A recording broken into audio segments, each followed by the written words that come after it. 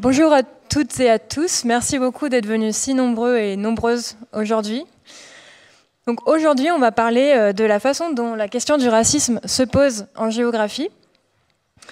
En fait, on a souvent tendance à penser que la question du racisme se pose principalement dans des interactions entre des individus, mais aujourd'hui, on va vous montrer que ce n'est pas toujours spécifiquement le cas. Et nos trois intervenants vont aborder chacun à leur tour, à partir de leurs terrains qui sont très différents, cette question-là. Alors, aujourd'hui, on a ici assis avec nous William Hacker, qui est juriste. Il est issu des communautés dites du voyage. Et après l'accident industriel de l'usine Lubrizol, au pied de laquelle se trouvait une aire d'accueil des gens du voyage, il a procédé à un recensement exhaustif de ces lieux, donc ces aires d'accueil, qui sont localisées en majorité hors des villes et à proximité d'installations polluantes ou dangereuses.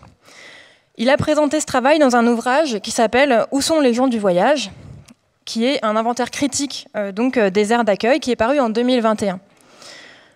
Ensuite, Linda Boukris, elle est maîtresse de conférences à l'université Paris 1 Panthéon-Sorbonne. Ses recherches portent sur les politiques de la nature, donc tout ce qui va concerner les politiques de conservation, les imaginaires de la nature, les savoirs et les formes d'attachement au végétal. Et elle travaille aussi sur les processus de racialisation dans les Amériques, et en particulier au Costa Rica. Elle travaille aussi sur les processus de patrimonialisation et sur l'économie politique du tourisme. Et ensuite, Myriam Ousseolchou, qui est professeure de géographie à l'université Grenoble-Alpes et au laboratoire Pacte, où elle est responsable de l'équipe Justice Spatiale. Elle mène ses recherches sur l'Afrique du Sud depuis 1994 et le moment de l'avènement de la démocratie dans le pays. Elle s'intéresse surtout aux questions de ségrégation et de déségrégation urbaine, sur les questions de violence, d'espace public, de mémorialisation et des aires protégées. Et elle situe ses travaux dans une perspective d'épistémologie critique. Donc, pour commencer cette table ronde, j'aimerais que chacun d'entre vous nous raconte un petit peu comment la question du racisme s'est présentée dans vos recherches et dans vos travaux respectifs. Comment vous l'avez rencontrée? Est-ce qu'elle est l'objet principal? Est-ce que c'est une question qui est venue au fil du terrain? Ou est-ce que vous l'avez rencontrée avant? Et j'aimerais pour cela entendre d'abord Myriam sur la question. Bonjour à toutes et tous. Moi qui travaille sur l'Afrique du Sud, la question du racisme, elle est évidente. J'ai, Marine l'a rappelé, commencé à faire du terrain en Afrique du Sud en 1994, au moment exact des premières élections démocratiques et au moment exact donc, de la fin de l'apartheid. L'apartheid, donc pour vous resituer rapidement, c'est un régime raciste qui s'est instauré en 1948 et qui visait à établir la suprématie blanche sur une majorité de la population et un territoire noir et africain. Alors, évidemment, l'apartheid, c'est un système. C'est un système où la race, telle qu'elle est assignée aux gens, officiellement, détermine intégralement leur vie, ou essaye, plus exactement, de déterminer intégralement leur vie.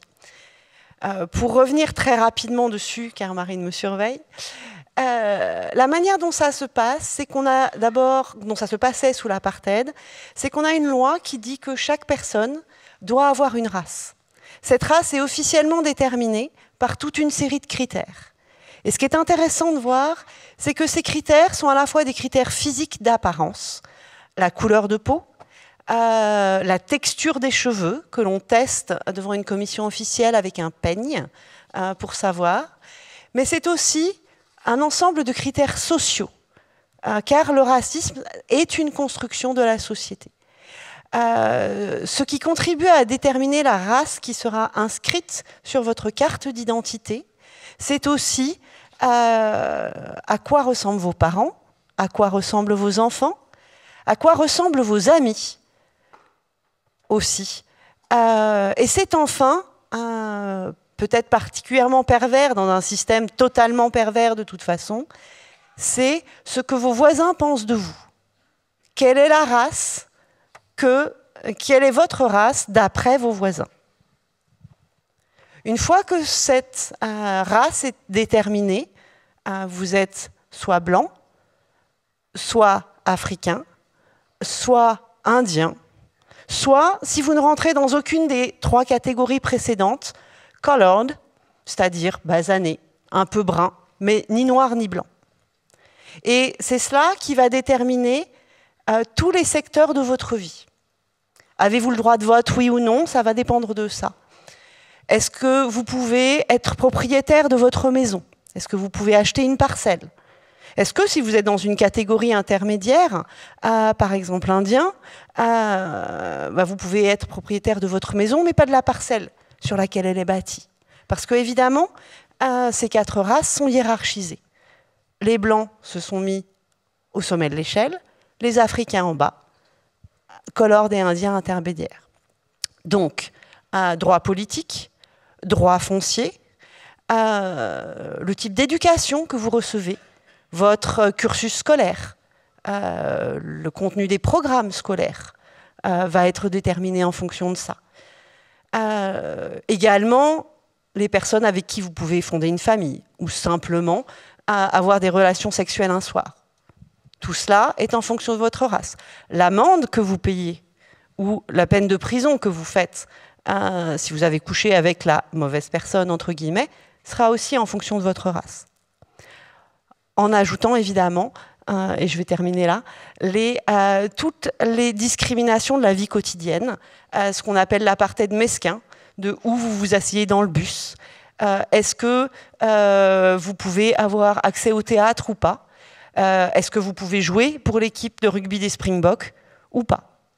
Tout cela est en fonction. On a donc affaire à un racisme érigé en système. Et Linda, pour vous, comment s'est posée cette question? Bonjour à toutes et tous. Alors pour moi, c'était un peu différent dans le sens où ça n'a pas été un objet que j'ai appréhendé de front. C'était dans le cadre de ma thèse sur le Costa Rica et j'étais entrée par les questions de conservation de la nature, puisqu'effectivement, donc, le Costa Rica étant un pays qui s'est largement disons, médiatisé par sa politique de conservation de la nature. C'est aujourd'hui à peu près un tiers du territoire qui est sous statut d'aire protégée. Donc l'idée du paradis écologique, articulée par ailleurs aussi à un imaginaire autour du paradis politique. Donc ce qui m'intéressait, c'était un peu de creuser ce discours un peu de l'exceptionnalité costaricienne. Et donc, comment est-ce que le Costa Rica était devenu une puissance touristique régionale articulée à la stratégie de conservation? Donc, a priori, c'était assez loin des questions de processus de racialisation ou de racisme. Et en fait, en creusant cette question de l'imaginaire costaricien et donc tout ce discours sur l'exceptionnalité, eh bien, je me suis effectivement rendu compte que la différence costaricienne, elle s'était forgée au lendemain des indépendances, de l'indépendance du pays au début du 19e, et qui s'appuyait sur l'idée de la nation blanche. C'était vraiment parce que nous sommes blancs que nous sommes différents au sein de l'isthme centra-américain. Donc très tôt, on a ce processus de distinction par rapport aux pays voisins, de dire que voilà, c'était la blanchité, la modernité, nous sommes différents, démocratiques, exemplaires, au sein de l'isthme centra-américain. Et donc voilà, c'était en creusant un petit peu cet imaginaire national costaricien qui finalement s'appuie sur ce discours de la blanchité, de la nation blanche, qui a produit du coup dès le 19e une figure nationale, le paysan propriétaire terrien, qui s'appuie alors sur l'économie du café. Les plantations de café venaient aussi appuyer ce projet idéologique de la nation blanche.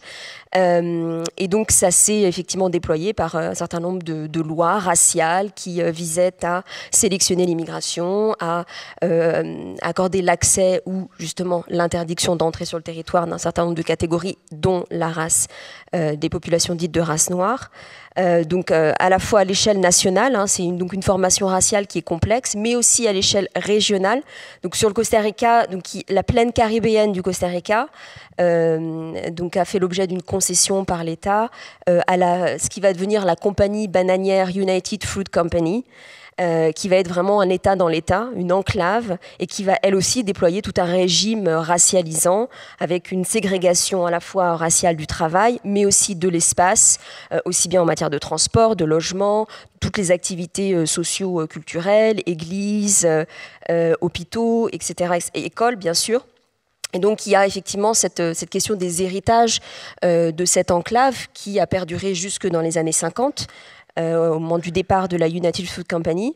Et donc, c'est à ce moment-là que j'ai été effectivement confrontée à ces questions, c'est-à-dire voir comment aujourd'hui tout ceci se reconfigurait, quels étaient les héritages de cette formation raciale complexe qui s'était déployée à plusieurs échelles, et comment finalement aujourd'hui, hein, de la nation blanche à la nation verte, le Costa Rica reconfigurait une image nationale qui pouvait aussi exclure d'autres figures, notamment la figure indigène et la figure afro-descendante, ces populations afro-descendantes.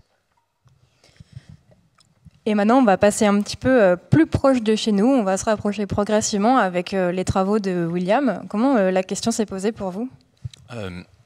Bonjour. Pour ma part, ça fait assez récemment qu'en fait, que je travaille sur le racisme. En fait, c'est assez récent que j'ai conscience que je travaille sur le racisme parce que finalement, je le connais depuis tout petit. J'ai expérimenté depuis enfant en fait, les rejets, mais pour nous, le rejet et l'hostilité faisaient partie d'une contrepartie de notre mode de vie et de ce qu'on était. Et l'altérité, on l'apercevait très bien, mais sans pouvoir mettre de mots, et notamment le mot racisme, parce que physiquement, je suis blanc, donc c'était compliqué dans mon esprit de jeune homme et d'enfant surtout de comprendre ça. Et je l'ai compris bien plus tard, en fait, grâce aux sciences humaines et à la rencontre avec certains chercheurs, et aussi à la lecture des textes, notamment de Leonardo Piazzere, qui est anthropologue et qui a écrit sur l'antiziganisme, et c'est qu'à ce moment-là que j'ai mis vraiment un mot là-dessus. Et moi, en fait, tout début, j'ai commencé à travailler... avant de travailler sur les questions géographiques, j'ai travaillé sur des questions de droit et d'histoire. Et l'histoire m'a permis de comprendre à quel point le statut de nomade, puis la catégorie administrative de gens du voyage avait été façonné par l'idée des races, en fait. Mais c'est assez subtil dans le sens où, dans le droit français, il est évidemment impossible de catégoriser sur ce critère.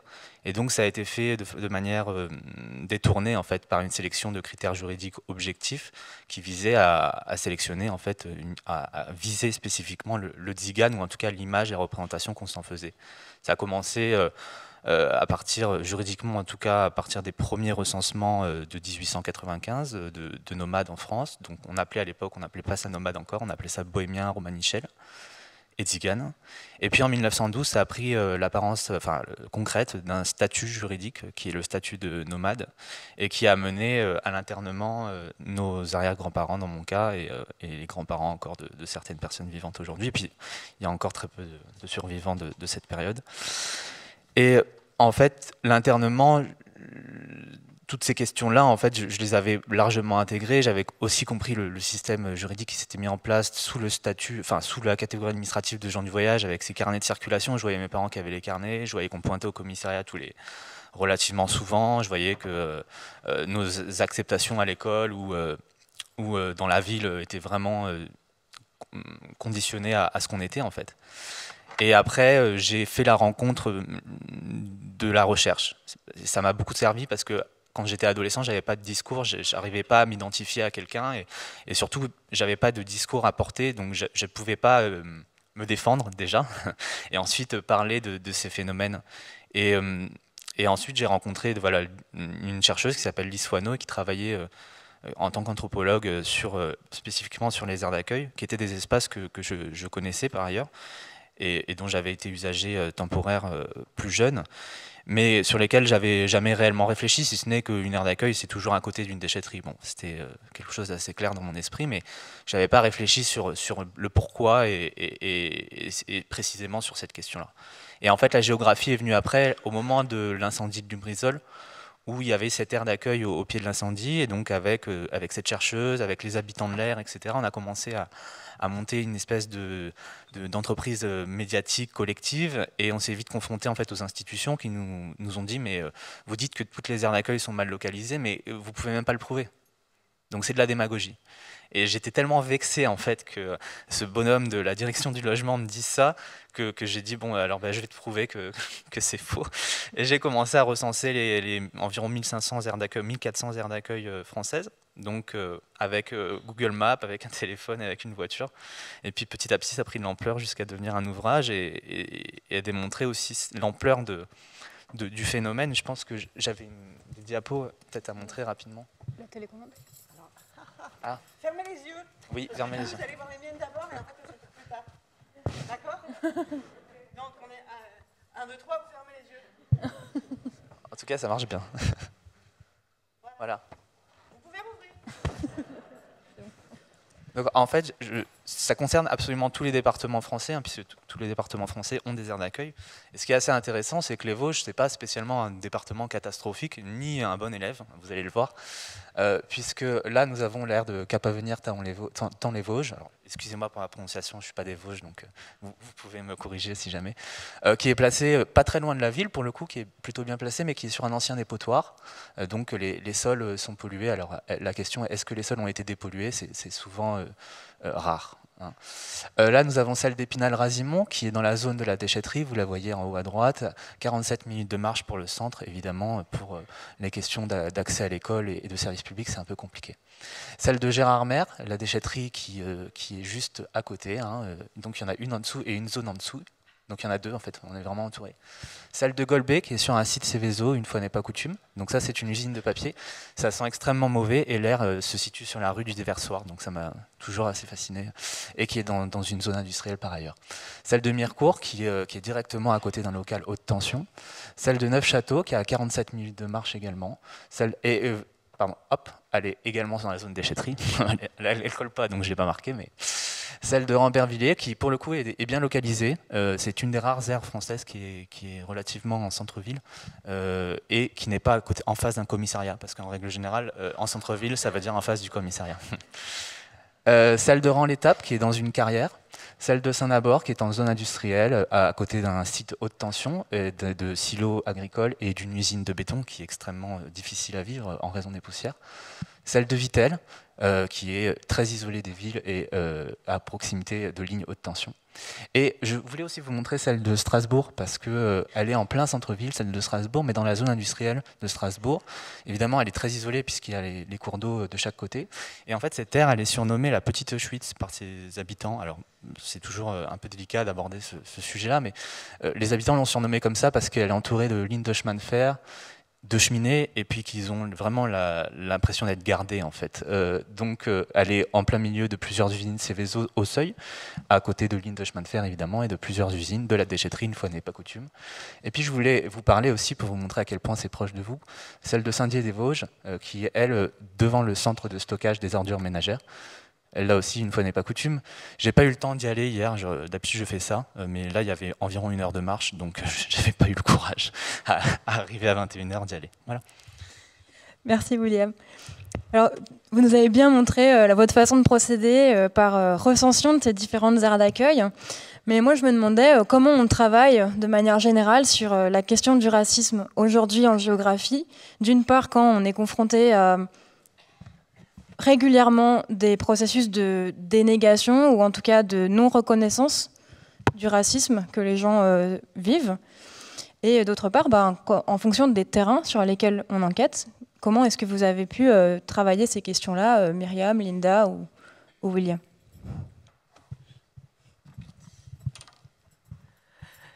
Je commence parce que je pense que c'est pour moi que ça a été le plus facile, d'une certaine manière.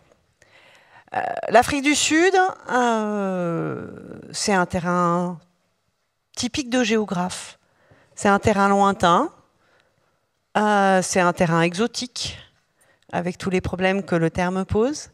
C'est un terrain dangereux, parce qu'effectivement, il y a un taux de criminalité élevé, des violences politiques fréquentes, des violences sur les femmes, et il se trouve que j'en suis une, importante, très importante, puisqu'on estime que une femme sur 3 en Afrique du Sud a été ou sera violée au cours de sa vie, avec une tranche d'âge vaste, pour le coup. Donc c'est un terrain très glamour, en fait, en termes de vue de la société ou de mes camarades géographes. Pour le coup, ça correspond bien, ça se vend bien, ça se montre bien aussi, tout à l'heure. Mais en même temps, la question du racisme, je vous le disais tout à l'heure, elle y est évidente. Donc c'est pas compliqué de parler de racisme en Afrique du Sud. C'est un peu compliqué de temps en temps, comme Blanche, de faire du terrain dans les townships noirs, mais en fait, les gens font très très attention à moi, prennent soin de moi, me rappellent que là il est tard, il va falloir que je rentre. Alors effectivement, ça ferme quand même un certain nombre d'endroits. Il y a des endroits où je ne peux pas aller à n'importe quelle heure du jour et de la nuit, parce que ça devient déraisonnable, pour le coup. Par contre, l'enjeu, quand on travaille sur les questions de ségrégation raciale en Afrique du Sud, il est différent, et donc de racisme, il est différent. Il est de montrer que l'Afrique du Sud n'est pas un cas exceptionnel. Alors que l'Afrique du Sud se pense comme un cas exceptionnel, et qu'elle est souvent pensée comme un cas exceptionnel parce que l'apartheid a été qualifié par les Nations Unies de crime contre l'humanité, à raison, on est bien d'accord là-dessus, que tout le monde pense que l'apartheid c'est mal, moi aussi je vous rassure, mais il n'y a donc pas de discussion. Donc crime contre l'humanité, régime soi-disant exceptionnel, etc., etc. Donc pas d'enjeu. En fait, l'enjeu, je vous le disais, c'est de montrer que c'est pas exceptionnel du tout. Et que le cas sud-africain n'est que la poussée au bout des logiques racistes habituelles et quotidiennes, des logiques coloniales qu'une grande partie des pays du Sud ont subies de la part des puissances colonisatrices, que finalement l'Afrique du Sud de l'apartheid ou l'Afrique du Sud actuelle, qui se débat encore dans d'immenses difficultés d'inégalités héritées et reproduites, malgré la démocratie, les inégalités sont toujours extrêmement importantes en termes de revenus, certes, mais encore plus en termes de patrimoine. Le patrimoine n'a pas changé de main, il est toujours blanc. L'enjeu, c'est de montrer que l'Afrique du Sud, ça n'est qu'un instrument d'optique, ça n'est peut-être qu'un idéal type, un cas juste poussé à l'extrême, qui nous permet de comprendre ce qui se passe ailleurs.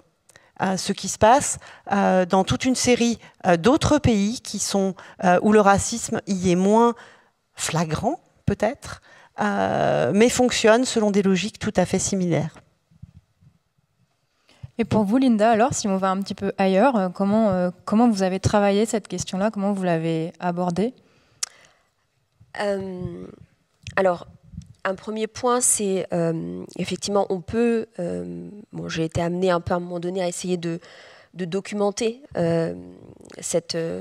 notamment sur la plaine caribéenne du Costa Rica, c'est-à-dire qu'on peut effectivement trouver un certain nombre d'indicateurs qui permettent de documenter des inégalités matérielles en termes d'accès à la santé, à l'éducation, d'accessibilité au réseau d'électricité, à l'eau potable, etc. Donc, il y a un certain nombre d'indicateurs qui confirment la reproduction d'inégalités, le poids des héritages, donc ça d'un point de vue matériel, disons. Mais moi, j'ai aussi beaucoup travaillé sur ce qui relève des constructions symboliques, des imaginaires. Donc c'est aussi se saisir d'autres objets. En l'occurrence, moi, ce qui m'a aussi beaucoup intéressée, c'est de regarder aussi à travers notamment des modes d'expression culturelle, à travers de la littérature, à travers les expressions artistiques, à travers musicales également. Enfin, si je pense au Costa Rica, j'ai regardé aussi les productions de Calypso, donc à la fois les paroles, les musiques, de la littérature. Il y a beaucoup d'artistes aussi qui tentent aussi de raconter aussi d'un point de vue vécu cette marginalisation, c'est-à-dire de quelle façon aussi des mécanismes de marginalisation, de racisme sont vécus. Et ça, on peut s'en saisir à travers ces objets-là, c'est-à-dire voilà, voir aussi ce qui... Et à travers ces objets, c'est à la fois essayer de comprendre un peu ces mécanismes de la marginalisation, de la racialisation, en lien avec bien sûr l'histoire d'un territoire qui a été marqué par la déportation des corps noirs, par l'esclavage, par la colonisation. On parle des Amériques et notamment des Amériques caribéennes, donc c'est important d'en venir sur toute cette histoire et on retrouve cette histoire-là dans ces productions artistiques.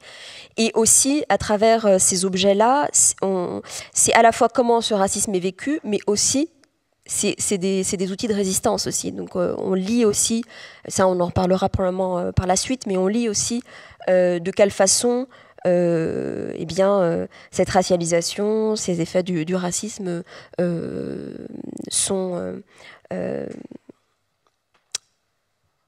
oui, il y a une forme de résistance à travers ça, à travers la production d'autres imaginaires, d'autres récits. Donc je dirais d'un point de vue méthodologique, voilà, se saisir d'autres objets, et ça veut dire aussi avoir une approche un peu plus transdisciplinaire que strictement, voilà, on est au festival de géographie, mais c'est aussi effectivement voir du point de vue notamment des études culturelles, de la façon dont ces objets sont appréhendés, discutés, etc. Donc je dirais que la transdisciplinarité, c'est aussi un élément majeur pour pouvoir saisir toute la multidimensionnalité du phénomène. Et effectivement, tu évoquais la question de la difficulté à aborder ces enjeux aussi d'un point de vue académique, c'est-à-dire que oui, historiquement, et encore voilà, les choses bougent un tout petit peu, mais la race, pour reprendre un peu les termes d'Achille Mbembe, la race est un impensé, et effectivement, quand j'ai d'abord appréhendé ma thèse, j'avais pas les outils critique pour pouvoir comprendre à la fois l'histoire complexe d'un territoire, de ces Amériques caribéennes marquées par, comme je le disais, la déportation des corps noirs, l'esclavage, la colonisation, et encore jusqu'à des phénomènes plus récents avec le cas de la United Fruit Company. Mais donc je n'avais pas les outils critiques pour pouvoir mettre en relation un certain nombre de phénomènes, pour comprendre voilà ce qui se passait pourtant sous mes yeux dans le cas du Costa Rica. Donc voilà un peu comment je répondrais à cette question. Merci. Et je me posais la question pour William, surtout parce que vous avez expliqué tout à l'heure dans votre présentation que la réception de vos travaux était parfois confrontée à une certaine... oui, on pouvait dénier la réalité vécue des personnes que vous enquêtiez et des communautés dont vous faites partie. Est-ce que vous pouvez nous en dire un petit peu plus sur cette réception-là et comment vous la gérez ? Il faut la comprendre en fait, parce que tout simplement personne connaît le terme d'antiziganisme, il y a très peu de gens qui comprennent les mécanismes de ce racisme qui est finalement qui reste méconnu et qui reste peu théorisé même dans les sciences. Donc il y a des difficultés de mesurer en fait l'impact réel de cet antiziganisme. Alors on le voit quand on fait de l'histoire du droit notamment, mais en termes social, c'est très difficile de quantifier ça. Et c'est très difficile parce que l'objet qui est saisi, c'est-à-dire le gens du voyage, cette catégorie administrative, elle reste très floue juridiquement aussi. C'est-à-dire on ne sait pas combien il y a de gens du voyage, on ne sait pas qui sont réellement les gens du voyage. Il y a l'article 1 de la loi Besson qui expose que les gens du voyage sont des personnes qui vivent en habitation mobile traditionnelle. Qu'est-ce que c'est que ce terme traditionnel ? Il est défini nulle part en fait. Donc ça permet de saisir ce qu'on veut en réalité. Et ce qu'on saisit en réalité, ce sont les gitans, les manouches, les sintis, les yaniches, toutes ces personnes qu'on colle à cette image du tzigan. Et donc moi la difficulté que j'ai eue, c'est de travailler avec des indicateurs précis. J'en ai pas, très peu. Et donc l'objet de mon travail, c'était aussi de produire ces indicateurs pour nous derrière avoir pouvoir produire du discours, pouvoir produire aussi de l'argumentaire, pouvoir aider et guider les politiques publiques. Et ce qui est intéressant quand on travaille le racisme appliqué aux aires d'accueil, c'est de comprendre pourquoi on a une forme de systématisation des choix. C'est pas systématique parce que toutes les aires ne sont pas mal localisées. Celles qui sont mal localisées, c'est environ 80%. mais toutes ne sont pas mal localisées. Du coup, il y en a 20%. Et pourquoi ces 20%, elles, sont bien localisées? Alors, qu'est-ce qui mène à ce choix de l'espace? Clairement, la plupart des gens vont vous dire c'est le rejet des gens du voyage. Clairement, leur mode de vie ne correspond pas au nôtre. On est dans une société sédentaire, ils nous envahissent, ils ont une réputation de voleurs, ils sont sales, etc. etc. Bon, tous les stéréotypes et les clichés anti-Zigan, en fait, qui se concrétisent aussi parfois dans les médias, et puis dans la réalité, tout simplement, parce qu'il y a des installations illégales, c'est un fait. Et ce phénomène, en fait, on le voit de façon démesurée, puisque le gens du voyage apparaît dans votre espace social, en tout cas, il vous apparaît à vous uniquement lorsqu'il sort de l'endroit auquel on l'a assigné, c'est-à-dire uniquement lorsqu'il est en situation d'illégalité, et lorsqu'il sort de l'endroit auquel on l'a assigné, il est en situation d'illégalité. Donc c'est uniquement là qu'on le saisit, ou alors quand il fait des délits et des crimes. Voilà. On précise dans les médias que c'était un gens du voyage. Le choix politique aussi, comment on construit ces choix politiques de localisation des aires d'accueil? On se rend compte que ce sont des choix essentiellement locaux qui sont permis grâce à un cadre juridique qui lui aussi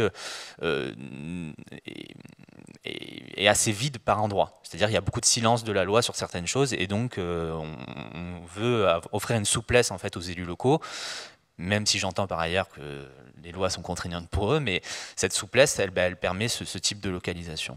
Et après, concrètement, en fait, les inégalités se mesurent par rapport aux usagers. C'est-à-dire qu'en France, on a plusieurs systèmes d'accueil des habitats mobiles. On a l'aire d'accueil pour les gens du voyage.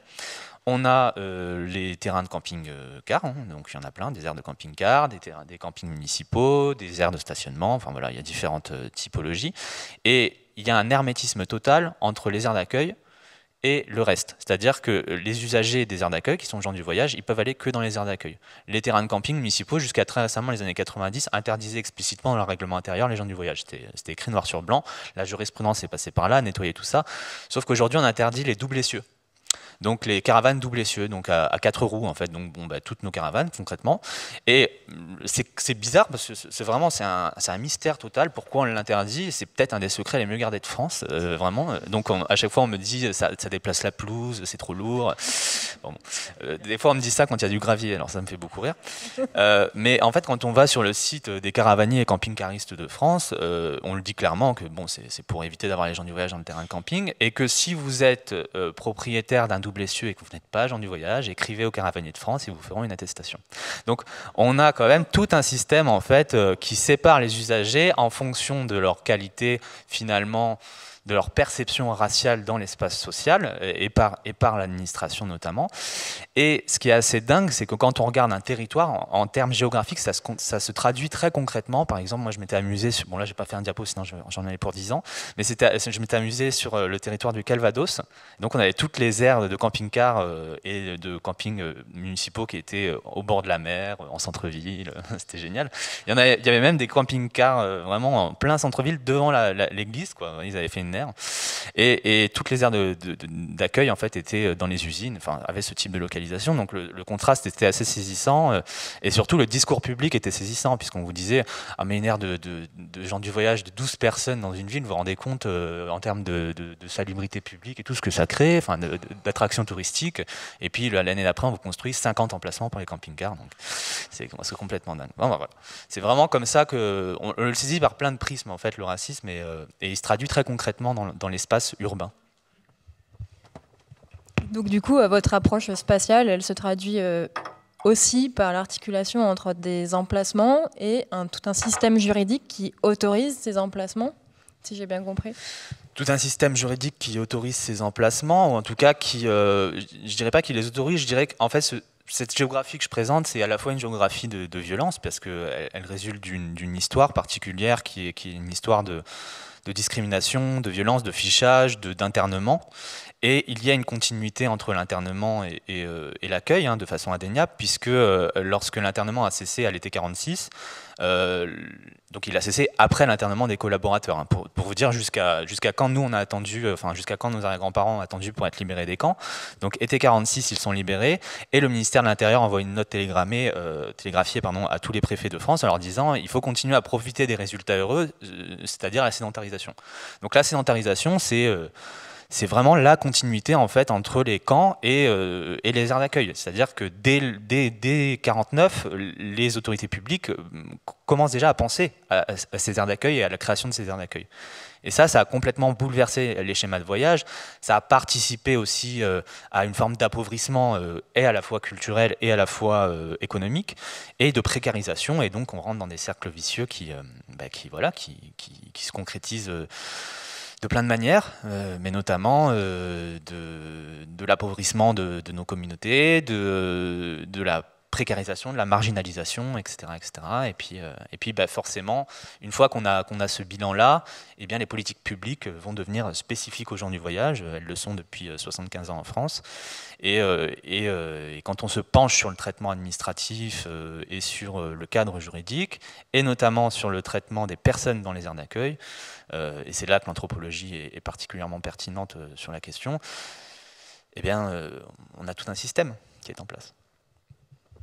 Linda, vous nous avez beaucoup parlé de la façon dont certaines images, notamment les images de la nation, pouvaient alimenter la compréhension, les hiérarchies raciales.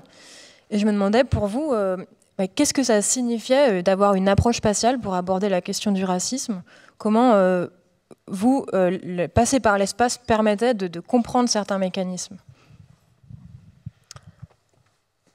On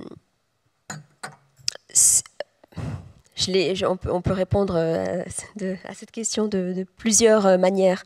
Peut-être la dimension que je voulais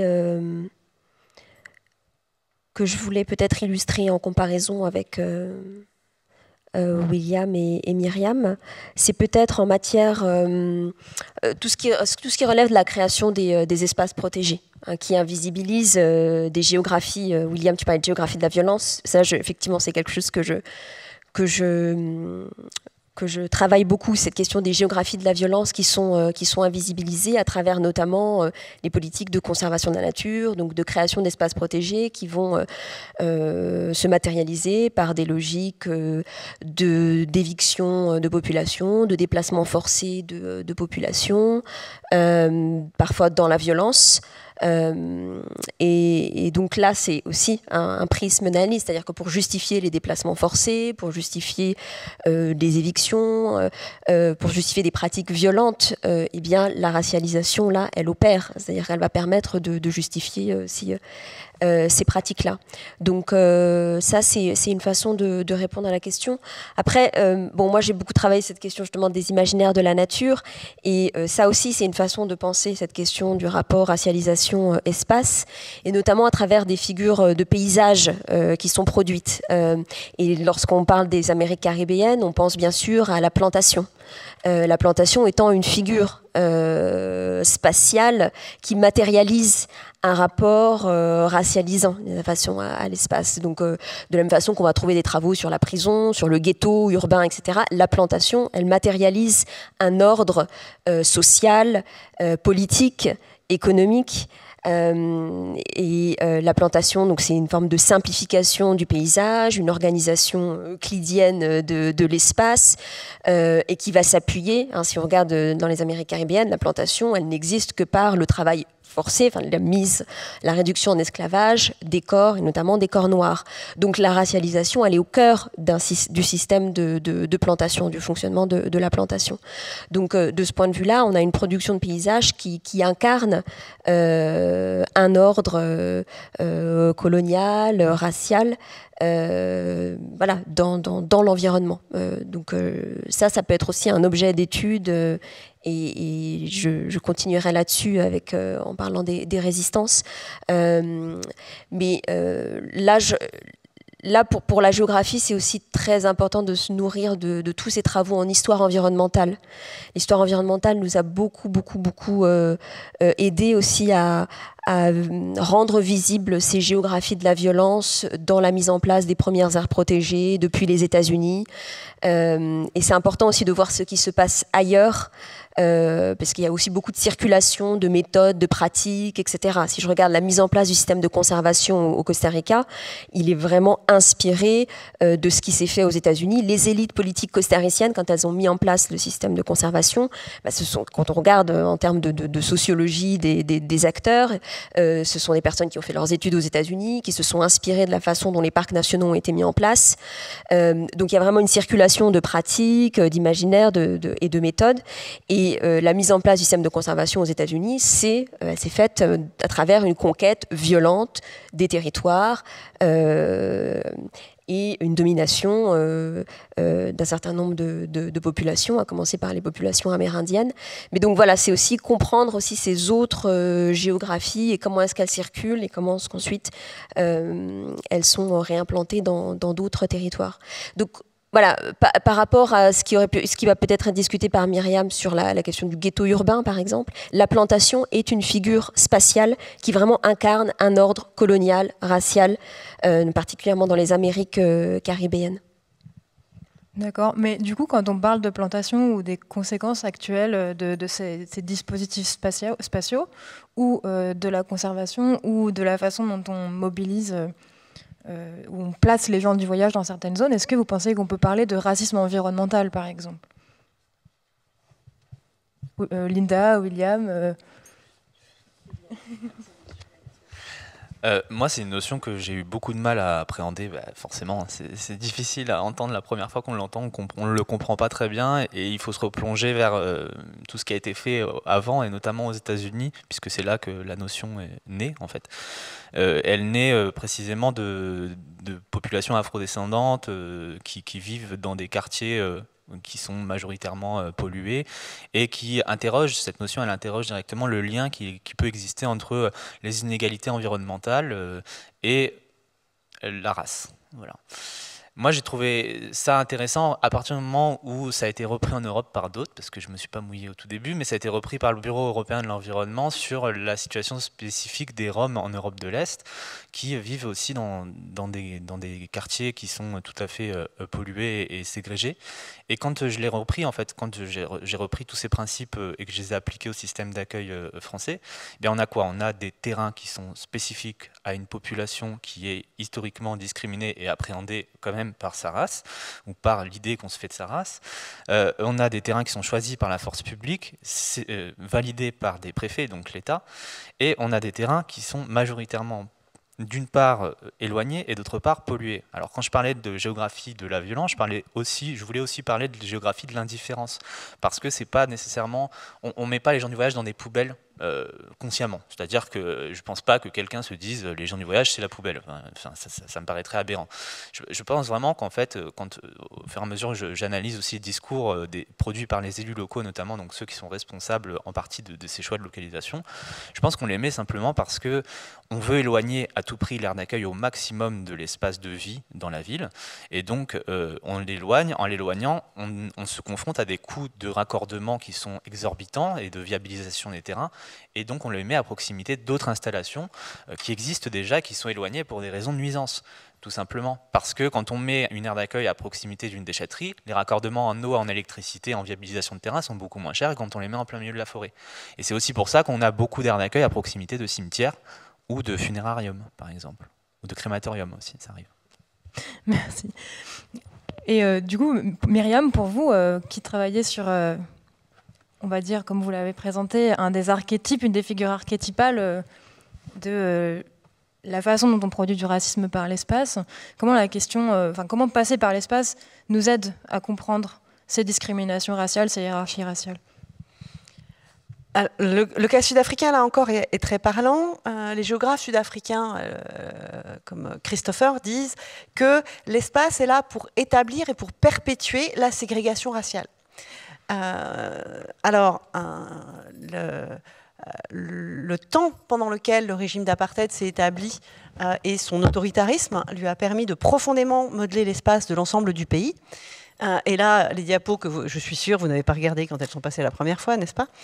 Je vous les remets, hop, parce que l'espace a été remodelé à toutes les échelles. Première échelle, l'échelle nationale. Le mieux, quand on veut se débarrasser d'une partie de sa population, 70% à l'époque de la population, donc on est vraiment dans une majorité, c'est de la mettre sur des petits territoires où il n'y a rien d'intéressant, aucune mine d'or, de diamants, rien du tout, je vous rassure tout de suite au cas où vous auriez eu des doutes, d'imposer à ces territoires leur indépendance. Rendant ainsi les revendications, nous sommes citoyens sud-africains, nous réclamons le droit de vote, tentant de les rendre illégitimes, plus exactement, puisque voilà, la réponse c'est vous avez le droit de vote au Bophuthatswana, cet État soi-disant indépendant, morcelé en 11 morceaux. Extrêmement viable, pour lequel on a quand même besoin que tous les hommes valides viennent travailler dans les mines sud-africaines autour de Johannesburg. Ils restent le temps de leur contrat de travail et rentrent ensuite derrière. Et s'ils peuvent laisser leurs femmes et leurs enfants au Bophuthatswana, c'est encore mieux. D'ailleurs, ils doivent, puisque là, je vais vous parler beaucoup de territoire, et ça fait écho à des choses que William peut vous dire, c'est pas seulement une question de territoire, c'est une question de circulation. C'est-à-dire que la circulation des Noirs dans l'Afrique du Sud de l'apartheid est restreinte par un passeport intérieur sur lequel leur contrat de travail est indiqué. Plus de travail, plus la permission d'être dans la zone blanche, qui est blanche de couleur sur la carte, et qui est blanche parce qu'elle est réservée aux Blancs. Donc première échelle, l'échelle nationale. Deuxième échelle, l'échelle urbaine. Alors, voilà Soweto au moment où on le construit, donc dans les années 50-60. Ce sont des photos de propagande parce qu'il y a de l'électricité, il n'y en avait pas partout. Vous voyez qu'on est souvent les mêmes logiques de limitation des coûts et des raccordements. C'est pour ça que vous avez les toilettes au milieu, construites à la file, là, comme ça, et c'est dans les toilettes qu'il y a le seul point d'eau, de toute façon. Donc voilà Soweto, alors évidemment standardisation parce que c'est moins cher, quelle que soit la taille des familles, qui sont là avec des baux, puisqu'ils sont locataires et n'ont pas le droit de propriété foncière, et ces baux sont d'une durée d'1 mois. Donc on peut virer les gens assez facilement. Je vous fais un petit dézoom rapide de Soweto. Voilà, on continue, on est toujours dans les années 60. Les seuls équipements que vous voyez là sont des écoles, primaires et secondaires, où avec des programmes adaptés, les filles apprennent à être femmes de ménage et les garçons apprennent à être jardiniers ou menuisiers. Je vous continue le dézoom. Voilà, toujours un tout petit bout de Soweto, donc vous voyez la taille que ça a. Les ondulations de ma photocopie volée par Philippe Guillaume à l'ambassade d'Afrique du Sud en 96, à des moments où c'était encore un peu compliqué. Ce que vous voyez au fond, c'est pas seulement une mauvaise photocopie, mais les terrils des mines d'or, derrière lesquelles il y a la suite de Johannesburg. Donc on est dans une mise à distance à l'échelle urbaine aussi très importante. Et je termine avec celle-là parce qu'elle est très parlante à plusieurs points de vue. Là, on est à l'échelle du quartier. Là, on part au Cap. C'est de l'urbanisme de contrôle social dans le township africain de Langa. Et où vous voyez que ce township africain, qui à l'époque, on l'a construit, accueillait 25 à 30 000 personnes. Il est isolé par 2 autoroutes, une voie de chemin de fer, qu'il a une zone industrielle au nord, qu'il a une power plant, pardon, j'ai pas traduit, qu'il a une centrale thermique juste là, et évidemment les vents dominants permettent de rabattre les fumées du côté du township, qu'il a des points d'entrée limités sur lesquels on met des miradors pour contrôler les circulations, et un commissariat au milieu. Finalement, vous changez l'échelle et vous vous retrouvez dans les diapos de William, totalement. Donc, je vous mettais celle-là pour vous illustrer à quel point l'Afrique du Sud peut servir d'instrument d'optique, justement parce que les phénomènes sont les mêmes. Si je peux rebondir, d'autant que c'est hyper intéressant parce que sur une aire d'accueil, les baux sont aussi limités, c'est-à-dire qu'on paye une aire d'accueil évidemment, et on a des autorisations de stationnement de 3 mois et ensuite on est expulsé, ou alors ça dépend après les règlements. Il n'y a pas de règlement uniforme, donc c'est vraiment à la discrétion de la collectivité locale, et en fonction, on le fait en fonction aussi des familles qui y sont, c'est-à-dire que quand ça se passe bien, on ferme les yeux, on laisse les gens vivre 12 mois dans l'année, parce qu'il y a aussi des phénomènes de sédentarisation sur les aires, puisque ces terrains qui sont à l'origine faits pour accueillir sont en fait des aires de sédentarisation. C'est-à-dire que c'est l'antichambre de la maison, c'est l'antichambre de la sédentarisation et du terrain familial ou de l'habitat adapté. Et à côté des aires d'accueil, je n'ai pas parlé, mais il y a des grands quartiers en fait, spécifiques aux gitans qui ont été créés dès les années 60 et notamment pas très loin de chez moi il y a le hameau de Zigane du plan de Grasse.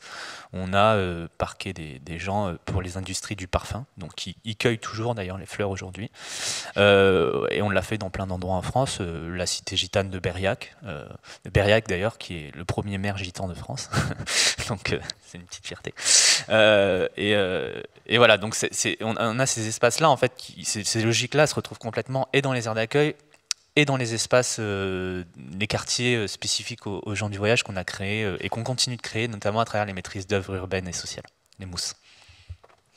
Et Myriam, moi je me demandais comment on s'échappe de ça, comment on s'échappe de ces dispositifs spatiaux, et comment on peut résister à cette façon d'opprimer les gens par l'espace. Alors, du coup, est-ce que la régie nous entend et peut passer dans les dernières diapos après les diapos d'aire d'accueil? Ou sinon je le fais.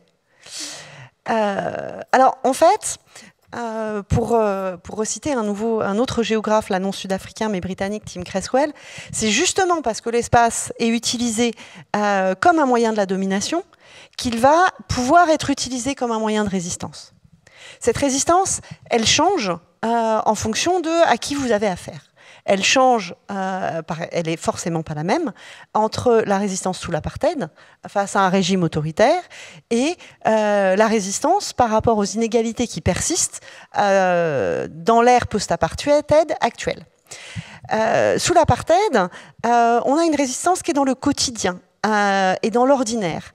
À l'intérieur de ces townships, de ces quartiers noirs, où il y a, comme vous l'avez vu quand je vous ai montré Soweto, il y a très très peu d'équipements, il y a des espaces du religieux, il y a des églises en particulier, de diverses dénominations. Et une grande partie de ces églises, en particulier anglicanes et catholiques, ont pris position contre l'apartheid. Et donc les églises comme lieux sont devenus des lieux de résistance, des lieux où on pouvait se réunir de manière vue comme légitime par un régime d'apartheid qui se définissait, et je cite, comme national chrétien, donc dans les années 50-60, on est après la Seconde Guerre mondiale, on se réunit, ça sert aussi de centre social. Et l'une des églises que j'ai enquêtées au Cap était connue pour son club de tricot. Et son club de tricot était en fait des réunions politiques où on parlait politique et résistance tout en tricotant. Donc on rentre pas... Alors, les églises sont un modèle, les bars clandestins sont un autre. Ça ne veut pas dire qu'il y a des gens qui vont à l'un et pas à l'autre. Les gens vont souvent aux deux, évidemment. Et donc on est dans des interstices de la vie quotidienne, vus comme légitimes ou totalement illégaux, qui permettent de créer des espaces de résistance. Donc ça, c'est le premier niveau, les premières manières d'utiliser l'espace sous l'apartheid pour résister. La deuxième, c'est celle-là, celle que vous voyez qui est alors c'est la manifestation, c'est-à-dire le fait de prendre la rue, et en particulier d'aller prendre la rue dans le centre-ville blanc. Ce qui veut éventuellement dire se coller 47 minutes, c'était ça sur tes diapos, 47 minutes de marche pour y aller. C'est le même ordre de grandeur, hein, de toute façon. Et donc de symboliquement d'en prendre possession. Les photos que je vous montre là, c'est ma manifestation préférée en Afrique du Sud, en fait, l'une de mes deux manifestations préférées. C'est une de la toute fin de l'apartheid, septembre 89. C'est la manif qu'on a appelée Purple Rain, parce que c'était l'époque de l'album de Prince, mais aussi parce que... il manque une photo, pardon. Mais aussi parce qu'en fait, les forces de la répression, la police, avait des canons à peinture pourpre, violette, qu'elle a mis sur les manifestants pour pouvoir ensuite reconnaître les gens. Sauf que ça a complètement foiré, dans la mesure où un des manifestants est parvenu à s'emparer d'un des canons à peinture et l'a retourné contre les forces de l'ordre. Donc évidemment, ironie. Et pour celles et ceux d'entre vous qui parlent anglais, le lendemain, la ville s'est couverte de ces graffitis qui étaient The Purple Shall Govern, que je trouve magnifique, puisque c'est à la fois, ok, on est tous violets, puisqu'on est tous allés lutter ensemble. Alors, contre la police, c'était une manifestation qui recoupait tous les opposants, quelle que soit leur race et quelle que soit leur croyance, parce que les églises étaient impliquées. Donc tout le monde est violet. On arrête d'être séparés par la pigmentation telle qu'elle est imposée sur nos cartes d'identité. Et puis avec un joli jeu de mots entre the purple, les violets, et the people, puisque c'est le peuple qui gouverne. Et puis toute dernière manière de résister, ça c'est une photo contemporaine. C'est-à-dire que la manière dont l'apartheid a remodelé par la force, avec des bulldozers et des tanks, les villes sud-africaines, elle se voit toujours. Ces zones tampons que je vous avais montrées sur le petit croquis de mon township de Langa, c'est-à-dire de zones non constructibles qui entouraient les quartiers réservés aux Noirs, en fait, elles ont été appropriées. Elles ont été appropriées notamment. Et c'est la photo que vous... Alors, vous voyez comment ça marche. Il y a un camp de squatters derrière. Il y a un train qui passe qui renforce la zone tampon. C'est ma fameuse ligne de train de tout à l'heure. Et en fait, ces zones, elles servent, puisqu'on est en ville, d'un substitut à la brousse traditionnelle où les jeunes garçons... il y a une initiation masculine. Les jeunes garçons se retirent dans la brousse comme un lieu liminaire pour subir l'initiation et devenir des hommes. Dans le sens plein du terme, c'est-à-dire que qu'est-ce que ça est que de devenir un homme, pas au sens masculiniste, mais de prendre ses responsabilités d'adulte.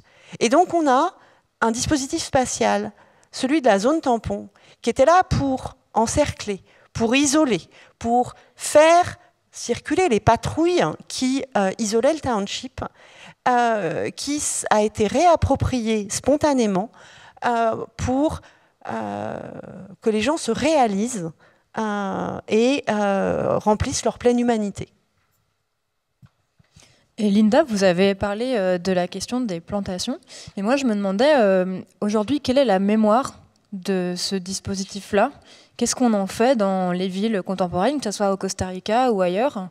Et comment on peut utiliser la façon de présenter cette mémoire comme une façon de résister, en fait, j'ai envie de dire, au racisme et à cette violence-là?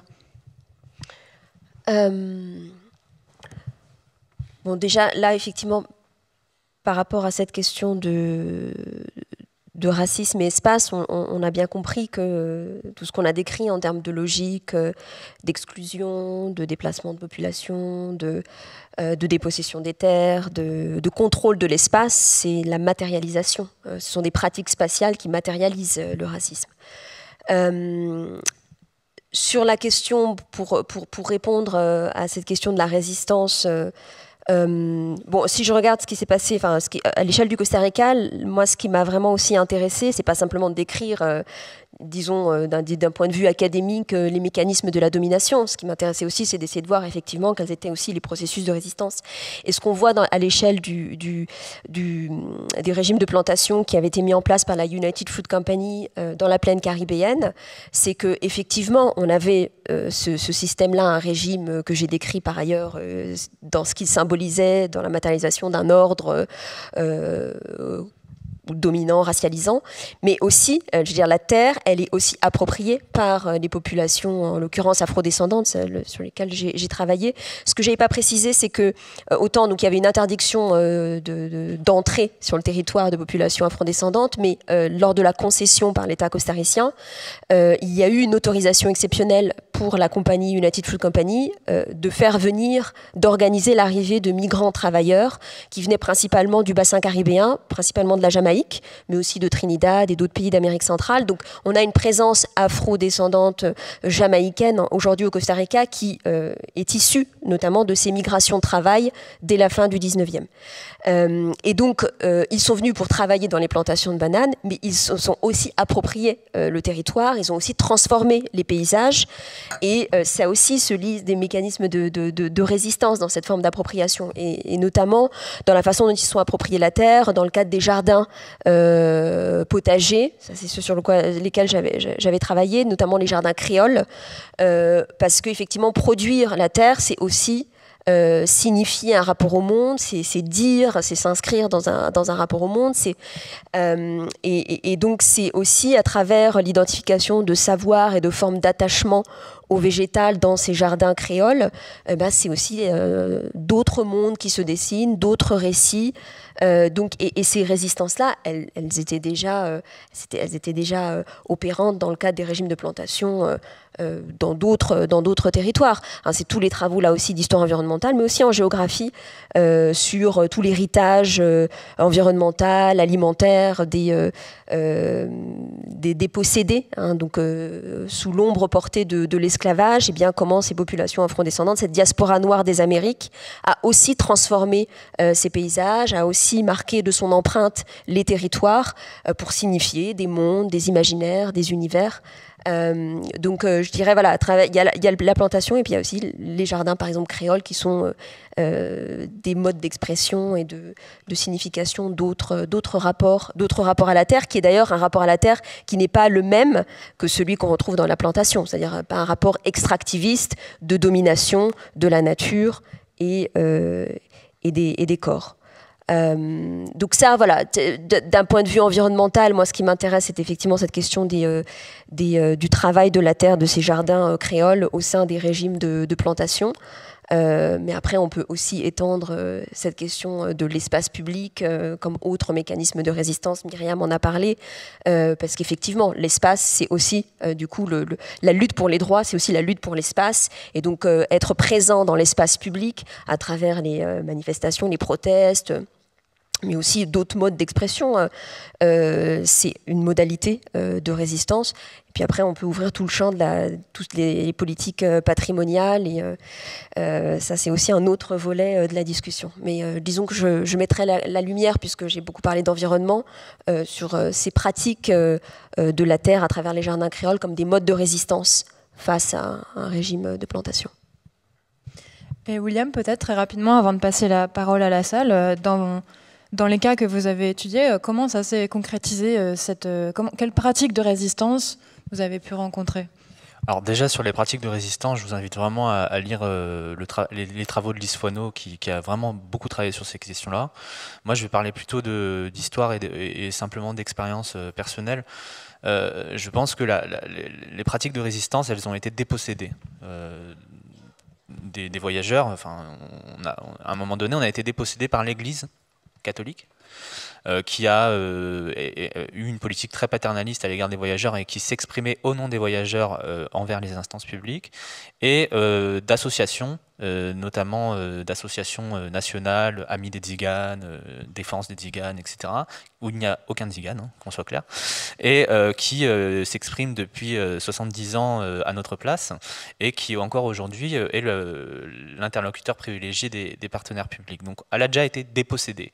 Et ensuite, elle s'est reconcrétisée à la fois dans la lutte pour les droits, notamment pour la nationalité, parce qu'il faut savoir que moi, par exemple, ma mère, la première fois qu'elle a pu voter, c'est en 2017, parce que avant 2012, des lois sur la domiciliation, notre domiciliation, nous rendaient l'accès au droit de vote complètement impossible. Donc voilà, il faut savoir qu'il y avait des quotas de gitans par ville jusqu'en 2015, 3%, pas plus de 3% par ville. Donc on part de loin. Donc il y a eu cette résistance pour le droit qui a été accompagnée pour le coup par des acteurs associatifs. Et puis il y a une résistance par le groupe et l'espace. Et ça, c'est déjà dans les formes religieuses, c'est-à-dire les missions évangéliques qui se sont vraiment émergées dès les années 50 et qui ont pris de l'ampleur dans les années 70-80, qu'on voit aujourd'hui dans l'espace social, notamment estival, et qui crispe toujours parce qu'on voit ces grands groupes arriver, et ça fait très peur aux gens. Et puis parfois ça se passe mal parce qu'il n'y a pas assez d'équipement ou parce que les groupes font n'importe quoi, ça arrive aussi. Et il y a des résistances par le groupe qui se concrétisent de manière beaucoup plus familiale ou des plus petits groupes, où là en fait la résistance c'est le langage aussi. C'est-à-dire que Concrètement, par exemple, dans ma famille, on parlait le romanès au début du siècle, puis mon arrière-grand-mère a cessé de le parler, et on l'a perdu, et aujourd'hui, il en résulte quoi, une centaine de mots qu'on utilise pour parler, pour pas qu'on entende ce qu'on dise, en fait. Quand on est devant les gadgets, les non-voyageurs, en fait, on utilise ces mots de romanès c'est une façon de... Le langage est aussi une façon de résister qui est très importante et qui conditionne un peu cette résistance, je dirais, du plus malin. C'est-à-dire, je te laisse croire, mais en fait, non. Et je pense qu'aujourd'hui, il y a des nouvelles institutionnalisations, en tout cas des tentatives d'institutionnalisation de ces résistances à travers des collectifs, notamment, moi je cite souvent le cas des collectifs de femmes, et notamment du collectif des femmes d'Hélène Bronchin.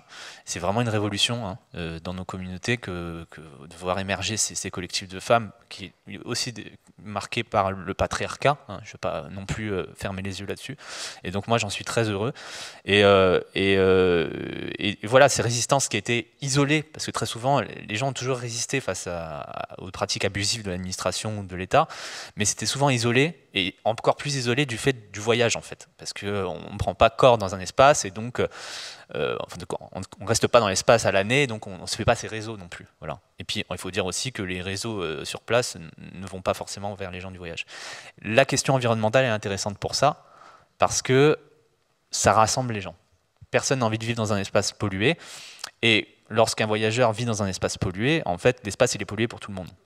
Donc, on a des communs qui se créent. L'institutionnalisation aussi, c'est des personnalités ou des groupes chez les voyageurs qui vont qui vont jouer avec les codes de la société majoritaire, comme je le fais, par exemple, j'en suis conscient, et qui le font à dessein politique, comme je le fais, et j'en suis conscient aussi. Merci à tous.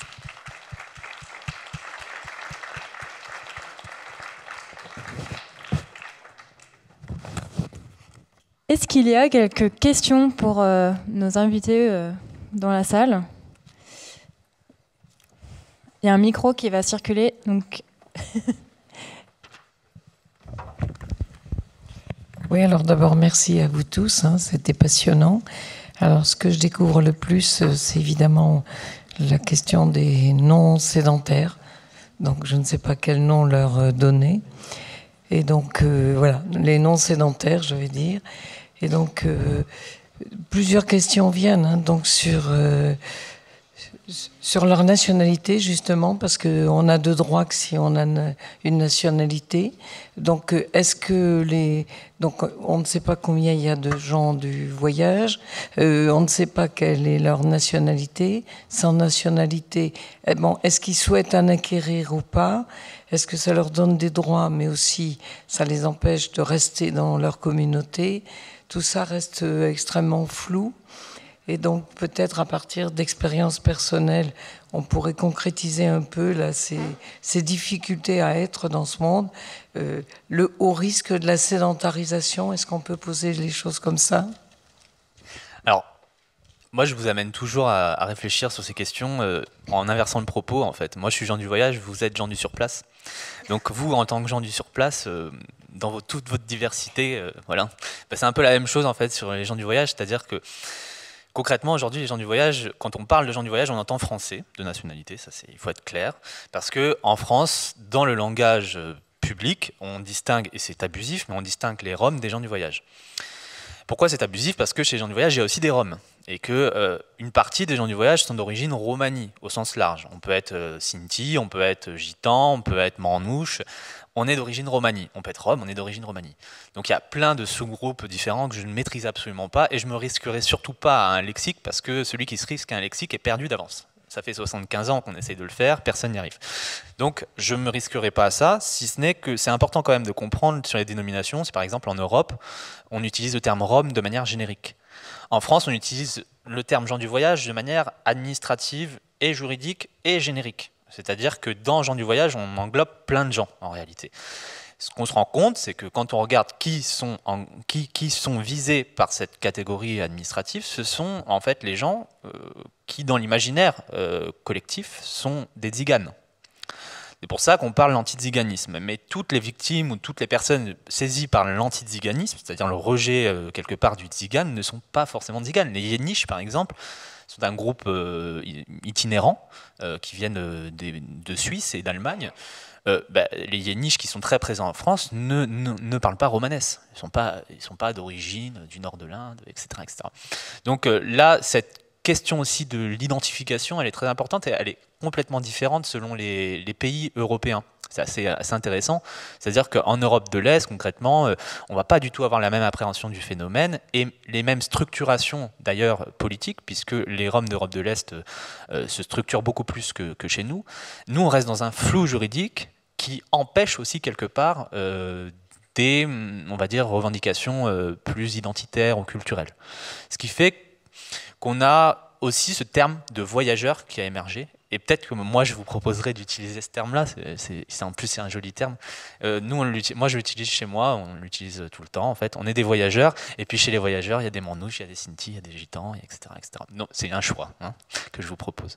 Mais cette question-là, elle est très importante, effectivement, la question des noms, parce que elle est instrumentalisée aussi politiquement. Et il est nécessaire de le comprendre quand Sarkozy, à la suite des événements de Saint-Aignan, je rappelle, en 2011, des gens du voyage ont un frère prisonnier, on lui refuse la sortie de prison pour l'enterrement de son père, et ça crée des violences. Sarkozy expulse des Roms.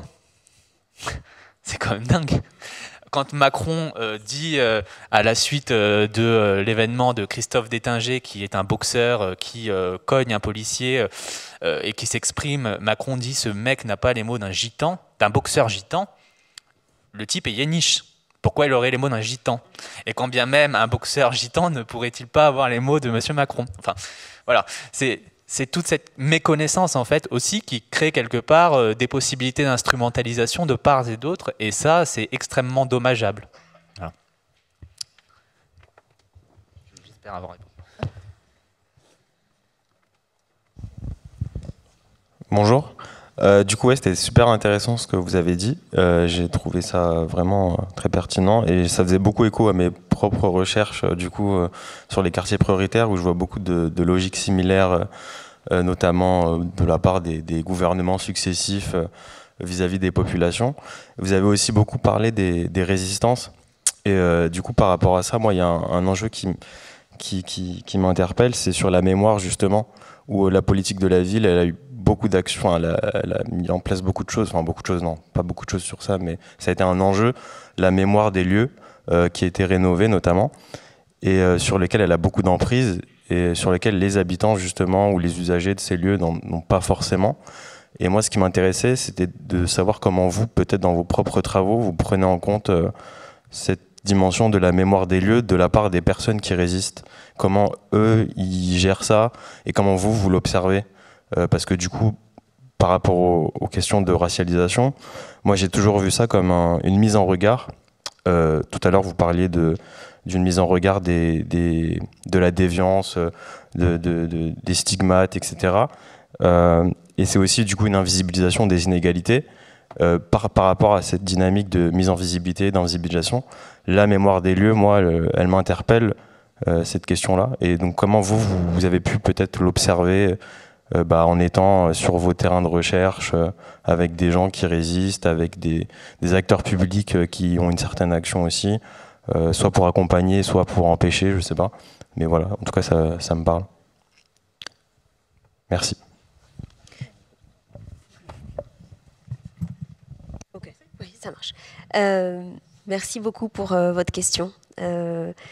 Très, très intéressante et qui va peut-être du coup m'amener à vous parler d'une recherche plus récente, ça fait maintenant 4-5 ans, mais que je suis en train de développer à l'échelle européenne. Donc comment le détour par les Amériques font qu'aujourd'hui je travaille aussi sur cette question des processus de racialisation, notamment en Europe.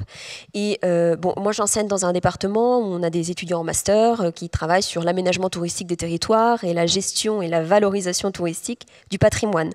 Donc on est au cœur de cette question patrimoniale et j'avais travaillé sur un projet touristique de la ville à Paris qui s'appelait le Paris Noir. qui était un guide, un jeune entrepreneur martiniquais, qui était aussi par ailleurs guide conférencier et qui a monté son entreprise avec des tours de Paris, mais qui tente de raconter l'histoire des présences afrodescendantes dans l'espace urbain. Et donc là, il y a deux volets en fait de la question de la mémoire des lieux et des résistances. C'est-à-dire qu'il y a effectivement le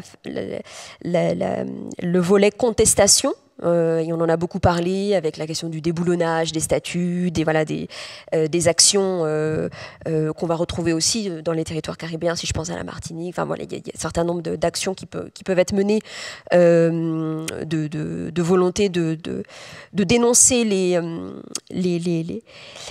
statuts, la toponymie, enfin les signes d'un ordre historique, colonial, racial, d'une part, mais il y a aussi l'autre volet qui est celui plutôt de mettre l'accent dans la production d'imaginaires spatiaux plutôt alternatifs, c'est-à-dire d'autres récits, de rendre visible ce qui n'est pas visibilisé dans les imaginaires dominants. Et donc le projet de ce Paris Noir, ce jeune Martiniquais, c'était vraiment non pas de parler de la présence afrodescendante dans les quartiers périphériques, où il y a une communication par ailleurs institutionnelle de la ville de Paris qui est très encline à montrer la ville cosmopolite, multiculturelle, etc. Mais là, c'était aussi comment réinscrire cette présence afrodescendante au pluriel, c'est-à-dire dans une histoire croisée avec les afrodescendants des États-Unis, de la Caraïbe, des différents pays de l'Afrique, mais de la resituer au cœur de l'espace des quartiers historiques centraux. Et notamment, il a construit tout un parcours touristique dans le 5e arrondissement de Paris, donc où on passait par le Panthéon, la Sorbonne, le Sénat, pour parler du président noir du Sénat, pour parler du congrès des écrivains et artistes noirs qui s'est tenu en 1956 à la Sorbonne, pour parler de la négritude, de ces intellectuels caribéens, africains, mais aussi états-uniens qui s'étaient réunis, qui se réunissaient au cœur de Saint-Germain-des-Prés, de la Sorbonne, etc., pour discuter et penser la condition noire. Donc voilà, c'était aussi en termes de... Il y a cette production vraiment florissante de narration urbaine nouvelle, puisque le Paris Noir, c'est un exemple parmi tant d'autres, où maintenant on va trouver le Black London, le Black Amsterdam, le Black Brussels, etc. Et donc ça, c'est un projet sur lequel notamment je travaille, tous ces récits urbains alternatifs. Je me surveille, parce que merci pour la question, c'est aussi quelque chose qui m'intéresse énormément. Alors sur la question de la mémorialisation, ça passe en Afrique du Sud contemporaine aussi par les questions de toponymie, évidemment. Alors la résistance passait aussi par la toponymie avant, mais où là, finalement, par rapport au cas que vous évoquiez, un truc qui se passe en Afrique du Sud, c'est que l'État a complètement aspiré les résistants. Pas tous, mais l'ANC se présente et est le principal mouvement de résistance contre l'apartheid et est maintenant au pouvoir depuis 1994. Donc les mémorialisations se font dans ce cadre-là. Le choix de l'Afrique du Sud post-apartheid, du fait de la négociation de la fin de l'apartheid, a été on ne déboulonne pas les statues anciennes. Alors, de temps en temps, il y en a une qui s'effondre, celle d'un ancien un des pires premiers ministres de l'apartheid, et Dieu sait qu'il y a du niveau, qui s'effondre sous le poids de ses crimes, probablement, parce qu'il y a un parking en dessous. Tout le monde applaudit, on la refait pas, très bien, mais sinon, on n'enlève rien. Ce qu'on a fait, c'est deux choses. D'abord, les monuments qui existaient avant, on les recontextualise. On met des sous-titres, on met des notes de bas de page. Ce type est là, mais il est là mais il a aussi fait ça. On n'enlève pas la statue, mais quand même on vous explique que ce n'était pas quelqu'un de bien. Ça, c'est la première chose qu'on fait. Et la deuxième chose, c'est qu'on complète. C'est-à-dire qu'on va mémorialiser les gens qui méritent de l'être et qui ne l'ont pas été parce que justement, ils étaient marginalisés dans le système précédent. Ce qui fait qu'on a des espaces nouveaux touchés par la mémorialisation. Ça ne veut pas dire qu'on mémorialise qu'en périphérie, on mémorialise aussi au centre. et effectivement des personnes nouvelles.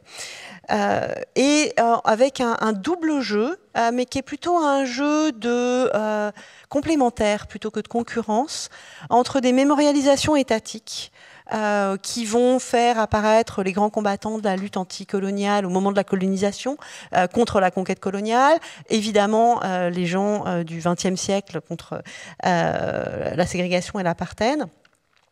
Donc une première mémorialisation comme ça, mais aussi une mémorialisation spontanée par les habitantes et les habitants, typiquement des quartiers qui ont été détruits par l'apartheid parce que trop cosmopolites, trop centraux, d'où on a expulsé les gens vers Soweto par exemple, où là on va avoir des mémorialisations spontanées.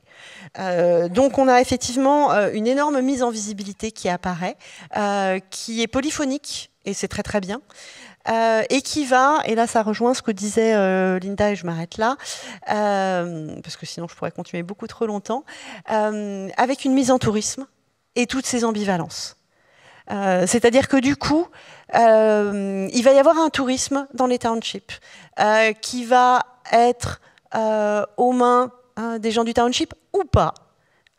Qui peut être aussi aux mains des grandes compagnies touristiques blanches du centre-ville. Donc, très ambivalent, qui va aller voir ces nouveaux lieux de mémoire, ces nouvelles statues, ces nouvelles fresques artistiques qui sont au milieu des townships, comme un but pour aussi aller voir cette partie de la ville qui était totalement invisibilisée, qui est mise en visibilité, mais qui est mise en visibilité sous un régime qui est celui de la mise en tourisme, qui est tout à fait particulier. Ce qui ne veut pas dire qu'il n'y ait pas appropriation des mémoriaux, en tout cas d'un certain nombre de ces mémoriaux, par la population locale.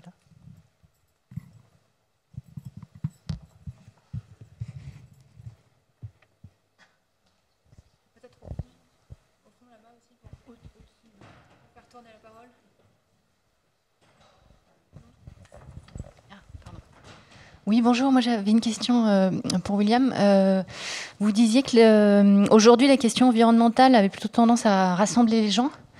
Et alors, moi, j'avais travaillé un moment sur les conflits d'usage autour des terres agricoles, où, en faisant un recensement un peu exhaustif de la presse, on se rendait compte qu'il y avait un traitement complètement surdimensionné des conflits autoritaires agricoles par rapport à ce qui se passait dans le contentieux aux tribunaux, par exemple.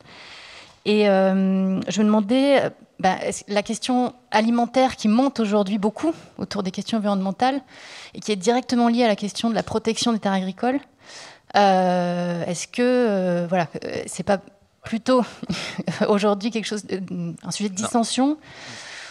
Enfin, voilà, comment vous percevez un peu ça de votre point de vue? C'est très intéressant, mais pas que sur la question alimentaire, sur plein d'autres sujets en fait. C'est-à-dire que effectivement, sur la question des espaces naturels, par exemple, une aire de grand passage aujourd'hui peut être construite sur un espace qui n'est pas constructible.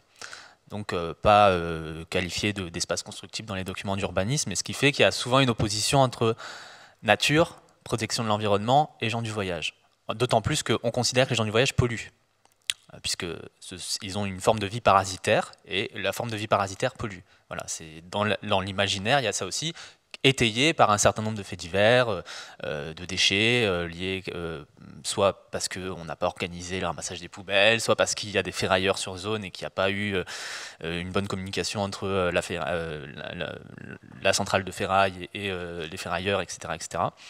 Et donc tout ça fait qu'on a des cas très concrets, par exemple l'aire de grand passage de Clé-Souilly, qui récemment avait été implanté donc le projet avait été implanté sur un terrain absolument infâme à côté de la plus grande déchetterie d'Europe, entre 8 voies de TGV, des lignes de tension, complètement à l'écart de la ville, etc. Mais ce qui était intéressant, c'est que ce terrain-là, en fait, était un terrain écologique parce qu'il faisait l'objet d'une agroforesterie sur place, d'un travail auprès des populations locales, d'une valorisation de la biodiversité, etc. Et donc il y avait une opposition à ce moment-là des écologistes qui disaient on ne veut pas de l'aire de grand passage pour protéger l'espace naturel.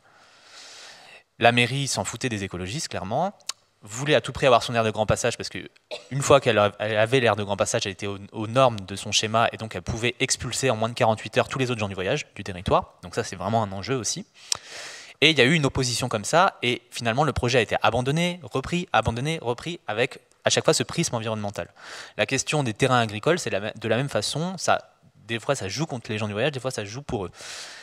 il faut avoir aussi à l'esprit des pratiques administratives, typiquement des pratiques des SAFER, donc ces organismes qui gèrent les espaces agricoles, et qui se vantent, en tout cas, de toute façon, pas se vantent, mais en tout cas, l'affirment de façon très claire qu'ils vérifient le nom des acheteurs, et vérifient que surtout ce ne soient pas des gens du voyage. Par exemple, en Vendée, très récemment, il y a un couple de voyageurs, personnes âgées, qui ont acheté un terrain pour 12 000 € au bord de la mer, dans une petite ville de Vendée. Et c'était un terrain, un champ de patates, qui n'était pas du tout un terrain constructible, et donc ils voulaient simplement se poser de temps en temps. Et quand les habitants se sont rendus compte que c'était des gens du voyage, il y a eu une pétition pour faire en sorte que surtout ils ne s'installent pas ici, parce que voilà, de la peur, etc. Enfin, bon, plein de raisons. Et le maire avait laissé passer les délais de préemption. Parce qu'en fait, c'est l'arme vraiment ultime des mairies en France. C'est-à-dire qu'on préempte systématiquement quand on sait que c'est des gens du voyage qui achètent un terrain, constructible ou pas, on préempte. Et là, il avait laissé passer les délais. Et donc, il a racheté le terrain, au final, à 125 000 € 3 ou 4 mois après, quoi. Donc, les gens, quitte à se faire discriminer, autant y aller franco, quoi. Voilà, ils ont fait un super bénéf. Donc, il y a des histoires, plein d'histoires drôles, des histoires beaucoup moins drôles, malheureusement. La butte de Montmagny, dans le 95, où là, on a des populations qui sont installées depuis 60 ans, qui sont en train de toutes se faire expulser et embarquer dans des aires d'accueil. Je veux dire embarquer volontairement parce qu'on a une aire d'accueil avec des grillages qui font 5 mètres de haut, tout est bétonisé alors qu'ils vivent dans une forêt depuis 60 ans. Enfin bon, c'est extrêmement douloureux pour les familles. Donc cette opposition, elle est très intéressante. Moi, quand je dis que ça rassemble, j'espère en fait. Hein on va être clair. J'espère, pourquoi? Parce que là, récemment, j'ai entendu le président à Ivaoa, aux Marquises, c'est assez inaperçu ici, dire que les essais nucléaires, donc les Marquisiens attendaient des excuses, etc. Il ne s'est pas excusé, mais il a dit que les essais nucléaires ne se seraient jamais passés en France métropolitaine. Et là, je trouvais ça hyper intéressant parce que le chlordécone ne se serait jamais passé en France métropolitaine. La question de l'accès à l'eau et l'électricité en Guadeloupe ne se passerait pas en France métropolitaine. La leucose bovine à La Réunion n'aurait pas eu le même traitement en France métropolitaine. Et ce qui est assez intéressant quand on regarde par rapport aux gens du voyage, c'est qu'on se rend compte que les pratiques, par exemple, de sédentarisation des Amérindiens et des peuples autochtones en Guyane, pour des questions d'exploitation aurifère ou d'exploitation des ressources de la forêt, sont des pratiques de sédentarisation forcée, exactement comme on a eu pour les gens du voyage. Le fichage de certains nomades en Algérie pendant la colonisation est un fichage extrêmement similaire à ceux que les nomades en France ont eu. Le statut d'indigène en Algérie ressemble pour beaucoup, juridiquement, en tout cas dans sa construction, au statut de nomade. Donc les logiques en fait de discrimination environnementale, lorsqu'elles sont regardées au prisme du racisme, elles sont un peu les mêmes partout en fait. C'est pas loin de nous, c'est à côté de nous. On peut le retrouver des logiques dans les quartiers populaires. Je pense que quand on regarde aujourd'hui, j'aimerais bien faire un recensement des quartiers populaires, voir les localisations, mais je pense que ça doit pas être beaucoup plus brillant que les aires d'accueil.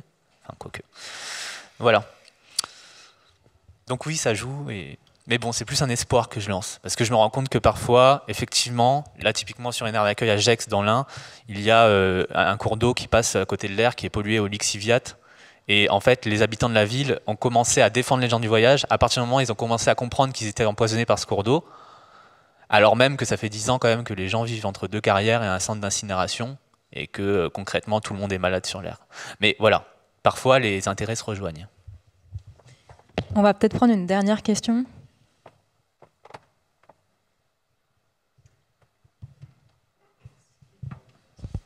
Merci. Bonjour, je vous remercie pour ces interventions qui étaient passionnantes. J'ai une question pour William Acker. Vous évoquiez tout à l'heure la difficulté que vous aviez rencontrée plus jeune à vivre le racisme et en même temps à vous sentir blanc, en fait, à vivre ce paradoxe-là. Et je me demandais, en fait, dans quelle mesure cette difficulté à se percevoir comme blanc ou à être vu comme blanc et à vivre le racisme peut être un frein pour s'identifier à d'autres minorités racisées en France. Et je me demandais, en fait, dans quelle mesure ça pourrait... cette identification ou non en tant que racisé permet ou non de créer des convergences politiques avec d'autres types de minorités racisées? Alors, c'est toute la question, c'est une des questions extrêmement complexes. C'est-à-dire qu'aujourd'hui, dans l'antiracisme en France, qu'il soit intellectuel, qu'il soit politique, qu'il soit militant, etc., il est clair qu'on appréhende difficilement les populations dites gens du voyage, dites tziganes, parce que tout simplement, on les méconnaît. Et on ne sait pas comment appréhender l'objet, en fait. Parce qu'on fait en sorte aussi de créer des classifications artificielles dans le droit qui font que les gens ne comprennent plus rien, comme madame qui était devant, qui me dit « Mais qui sont-ils? D'où venez-vous » Et pour nous, c'est très difficile aussi parce que nous, on construit notre altérité en quelque sorte, mais elle nous est plus ou moins imposée. On l'entretient aussi. Hein, des fois, on s'en amuse. Ça devient un jeu. En fait, le racisme, il est extrêmement... On va dire, on joue avec. On joue avec, c'est peut-être un mauvais mot, mais en fait, on joue avec pour pas en souffrir quelque part. C'est-à-dire que, quitte à ce qu'on se fasse discriminer, autant s'en amuser. Et quelque part, ce qui peut être parfois de l'amusement, en réalité, n'en est pas. Hein. Clairement, c'est des souffrances, ça se traduit par des expulsions, ça se traduit par des refus de scolarisation, ça se traduit par plein de choses. L'identification aux autres, elle est aussi difficile parce que l'altérité, chez nous, elle ne se construit pas par rapport aux blancs, elle se construit par rapport aux gadgets. Et... même si on ne réfléchit pas nécessairement en termes de blanc-noir, en tout cas je m'exprime pour moi, attention. Cette altérité, parfois, elle englobe tout le reste. C'est-à-dire elle englobe également les personnes des quartiers populaires. Un quartier populaire, le terme n'est pas terrible, mais elle englobe en gros toutes les minorités, en fait. Voilà. Alors, il y a des personnes qui co-construisent. Et moi, j'espère en faire partie. En tout cas, j'essaye d'en faire partie. C'est-à-dire qu'ils co-construisent, qui essayent de mettre les cartes sur table et de montrer que finalement, les logiques d'oppression sont les mêmes pour les gens du voyage que pour d'autres groupes minorisés. Mais ce n'est pas encore une majorité. L'antiracisme a encore beaucoup de chemin à faire, je pense, sur ce sujet-là. Et nos communautés également. Parce que chez nous, par exemple, chez les voyageurs, je ne vais pas non plus mentir, mais il existe du racisme également. À l'égard des Roms, par exemple. Qui se comprend parce qu'il y a tellement d'instrumentalisation au niveau politique entre voyageurs et Roms que finalement, c'est qui sera le plus français. Il ne faut surtout pas qu'on nous compare à eux parce qu'eux sont étrangers, il ne faut pas qu'on dise qu'on est étranger, etc., etc. Il y a du racisme à l'égard d'autres minorités chez les voyageurs. Voilà.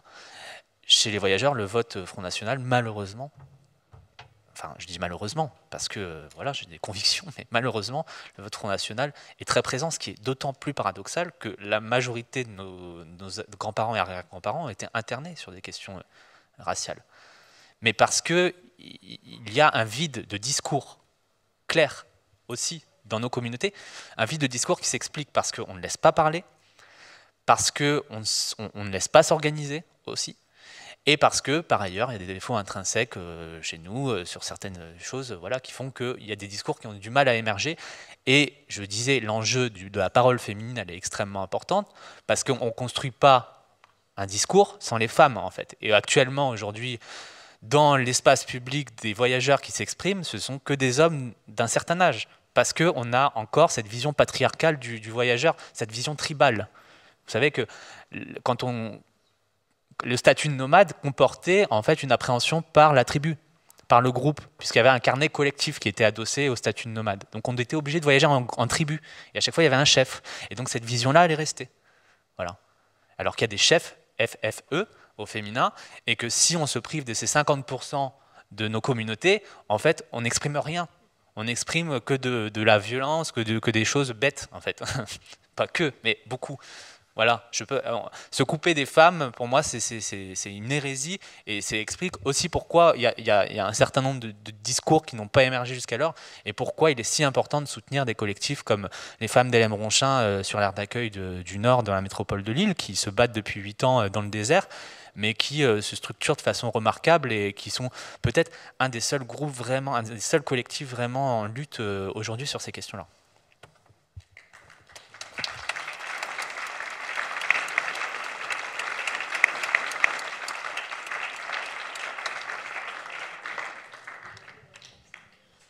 Bon, juste un petit mot encore pour vous remercier d'être venus si nombreux et nombreuses. On est très contents que nos sujets, je dis nous parce que on travaille tous sur des questions raciales, intéresse autant de monde. Donc j'espère vous recroiser quelque part dans le festival. Et en attendant, bonne fin de journée à vous. À bientôt.